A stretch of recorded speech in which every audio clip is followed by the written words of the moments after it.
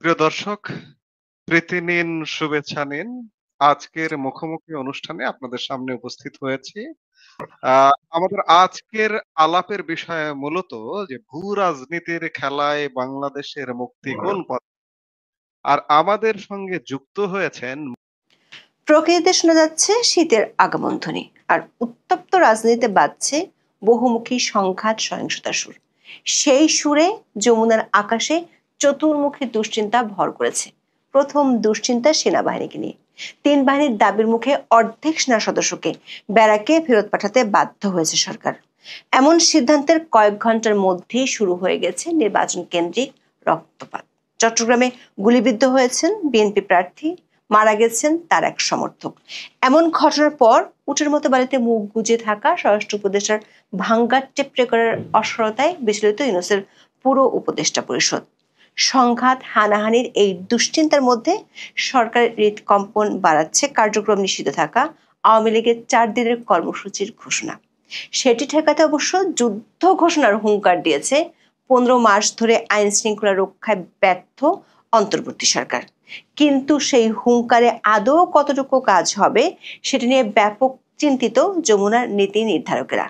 উল্টো মানবাধিকার লঙ্ঘনের দায়ে নতুন করে অভিযোগের খাড়া আসে কি না সেটি নিয়েও ভাবতে হচ্ছে সরকার উচ্চ মহলকে। আওয়ামী লীগকে নিয়ে অধ্যাপক ইউনূসের কপালে চিন্তার বলিরেখা বাড়ার আরও একটি কারণ, দেশের পাশাপাশি আন্তর্জাতিক অঙ্গনে দলটির সক্রিয়তা বাড়ছে।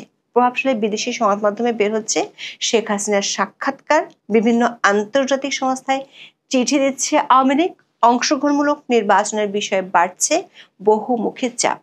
শেখ হাসিনার দাবিকে ভারত সরকারও সক্রিয়ভাবে সমর্থন দিতে শুরু করেছে বলে বেরিয়েছে খবর। আইন শৃঙ্খলার ছেলেখেলা পরিস্থিতির মধ্যে আওয়ামী লীগের হাক ডাক যখন একসাথে ছোবল মারতে চাচ্ছে, তখন অধ্যাপক ইউনূসের মিত্ররা যমুনা থেকে যোজন যোজন দূরে। সরকার প্রধান রাজনৈতিক মিত্ররাই ফেব্রুয়ারিতে ভোটের ব্যাপারে নিশ্চিত নাই। এমনকি জুলাই সনদ নিয়ে সমঝোতায় পৌঁছানোর সময়সীমা নিয়েও কারো কোনো তৎপরতা নেই। 3 রাজনৈতিক দলের মধ্যে সমঝোতার জন্য 5 উপদেষ্টার বিশেষ মিশনও ফেল করেছে। সব মিলিয়ে শীতের বাতাসের সঙ্গে বাংলাদেশে ধেয়ে আসছে রাজনীতির জটিল মেরুকরণ এবং সংঘাত সহিংসতার নতুন আশঙ্কা। চলুন যাওয়া যাক বিশ্লেষণে।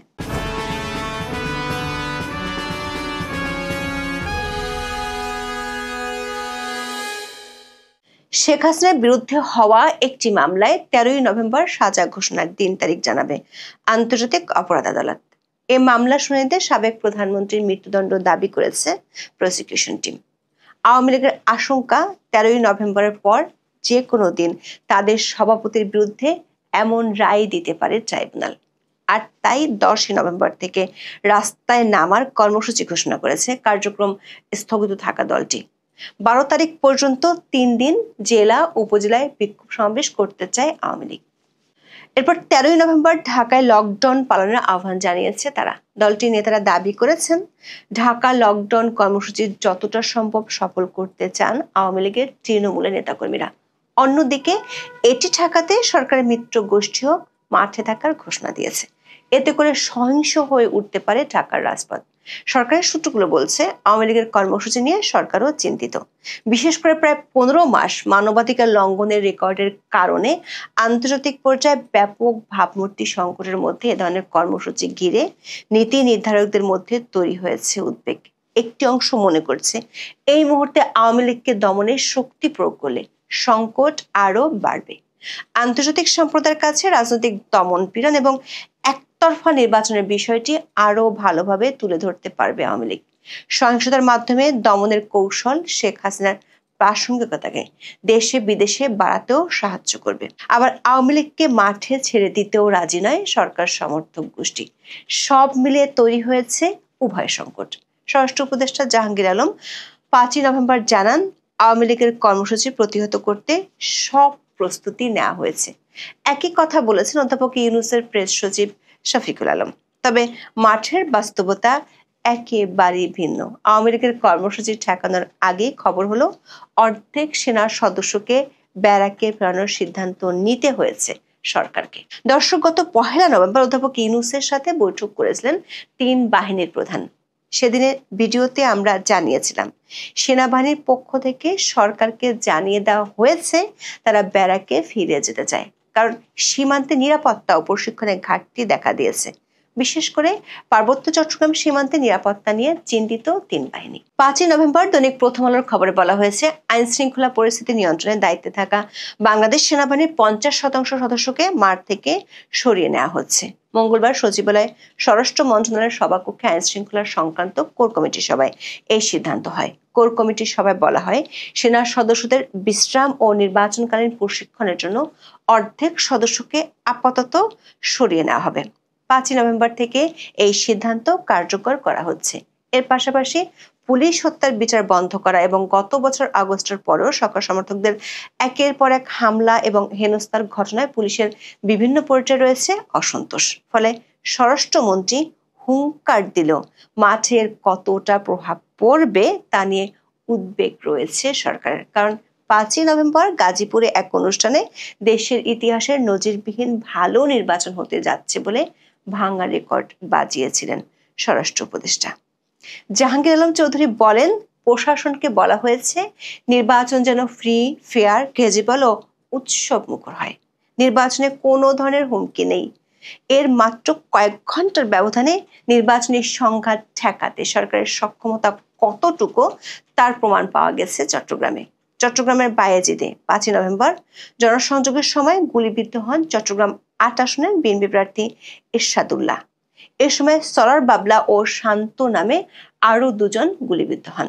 পুলিশ জানায়, স্থানীয় একটি মসজিদে মাগরিবের নামাজ পড়ে বের হয়ে জনসংযোগ করার সময় সরার বাবলাকে লক্ষ্য করে গুলি করা হয়। এ সময় পাশে থাকা এরশাদুল্লাহ ও শান্ত গুলিবিদ্ধ হন। হাসপাতালে নেওয়ার পর বাবলা মারা যান। দর্শক, স্বরাষ্ট্র উপদেষ্টা যে বালিতে মুখ গুজে দিবার স্বপ্ন দেখছেন তা প্রমাণ হতে কয়েক ঘন্টাও লাগেনি। চট্টগ্রামে বিএনপি প্রার্থীর গুলিবিদ্ধ হওয়ার ঘটনা থেকেই সামনে প্রলয়ের ইঙ্গিত স্পষ্ট হতে শুরু করেছে। প্রশ্ন হলো, সেই প্রলয় মোকাবিলা করার আদৌ কি সক্ষমতা আছে সরকারের, অথবা মোকাবিলা করার ইচ্ছাও কি দেখা যাচ্ছে? দর্শক, সংকট যত ঘনীভূত হচ্ছে তত হাল ছেড়ে দেওয়ার আলামত পরিষ্কার হচ্ছে। মাঠ পর্যায়ে দায়িত্ব পালন করা সেনা সদস্যদের সংখ্যা অর্ধেকে নামানোর আকস্মিক সিদ্ধান্ত নিতে বাধ্য হয়েছে সরকার। সেনা সদরে 5ই নভেম্বর সংবাদ সম্মেলনে সরকারি নির্দেশনা পাওয়ার বিষয়টি নিশ্চিত করেন মিলিটারি অপারেশন ডিরেক্টরেট পরিচালক ব্রিগেডিয়ার জেনারেল দেওয়ান মোহাম্মদ মঞ্জুর হোসেন। জানান, সার্বিক আইন শৃঙ্খলা পরিস্থিতি বিবেচনা করে এ বিষয়ে পদক্ষেপ নেওয়া হবে। প্রশ্ন হলো, চারদিকে যখন পরিস্থিতি আরো উত্তপ্ত হচ্ছে তখন এমন সিদ্ধান্ত কেন নিল সরকার? কয়েকটি সূত্র থেকে আমরা নিশ্চিত হয়েছি, সরকারের হাতে এখন তেমন কোনো অপশনও নেই। ক্ষমতা দীর্ঘায়িত করার লক্ষ্য পূরণ করতে গিয়ে সামরিক বাহিনীকেও নানামুখী সংকটে ফেলা হয়েছে। মাসের পর মাস মাঠে মোতায়েন রেখে দুর্বল করা হচ্ছে যুদ্ধ সক্ষমতা। একের পর এক বাতিল করা হয়েছে গুরুত্বপূর্ণ প্রশিক্ষণ কার্যক্রম। সেই সঙ্গে বিভিন্ন ঘটনায় জড়িয়ে ফেলে বাহিনীর ভাবমূর্তি এবং গ্রহণযোগ্যতার সংকট তৈরি করা হয়েছে। এমন অবস্থায় কেবল সরকার উদ্দেশ্য পূরণ করতে সেনাবাহিনীকে ব্যবহার করতে দিতে চান না বেশিরভাগ কর্মকর্তা।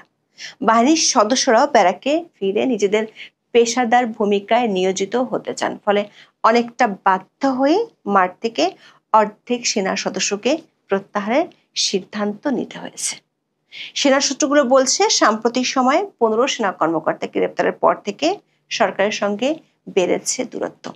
আবার গোপালগঞ্জের ঘটনার পর থেকে মানবাধিকার লঙ্ঘনের প্রকাশ্য ঘটনার থেকেও দূরে থাকতে চায় বাহিনীর কর্মকর্তারা। দেশে আওয়ামী লীগের কর্মসূচি ঠেকানোর ইস্যুতে সরকার যখন চিন্তিত, তখন আন্তর্জাতিক পর্যায়ে আওয়ামী লীগের সক্রিয়তায় চোখে আরো অন্ধকার দেখছে সরকার।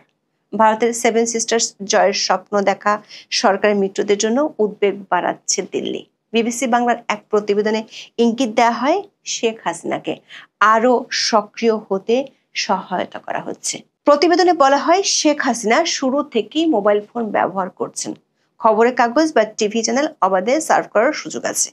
এরই মধ্যে 29 অক্টোবর বিশ্বের 3টি আন্তর্জাতিক মিডিয়া আউটলেটে একযোগে শেখ হাসিনার 3টি আলাদা সাক্ষাৎকার প্রকাশিত হয়। এসব সাক্ষাৎকার ভারত সরকারের সম্মতিতেই হয়েছে বলে পর্যবেক্ষকদের কোনো সন্দেহ নেই। মাস তিনেক আগে শেখ হাসিনার সঙ্গে সশরীরে দেখা করেন আওয়ামী লীগের কয়েকজন নেতা। এছাড়া দিল্লিতে সম্প্রতি মায়ের সঙ্গে দেখা করে গেছেন সজীব ওয়াজেদ জয়। বিশ্লেষকদের ধারণা, শেখ হাসিনার উপর থেকে বিধিনিষেধের অনেকগুলোই ধীরে ধীরে শিথিল করা হচ্ছে। বিষয়টিকে তারা বলছেন আনলকিং।